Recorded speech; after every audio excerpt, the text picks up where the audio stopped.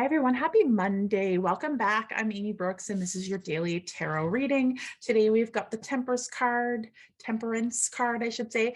It does come in reverse. So this is kind of bringing forth this energy. Perhaps we are feeling a bit imbalanced today. It feels a bit like extreme, right? Like too black, too white, that we really need to bring in a kind of an equilibrium or restore some balance. So today is not a good day to make really drastic kind of moves or decisions because it feels like they might be based on something that is in balance. So you're being asked to kind of take a breather today. If you're feeling any impatience, it just feels like it's with this energy. It just really does not feel balanced today. So if you can avoid making a drastic decision or a drastic move, I would advise you to just kind of wait for some clarity to come in.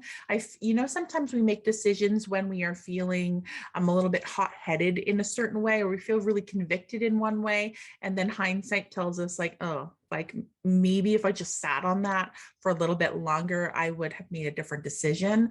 That is kind of the energy that's coming in today. Okay.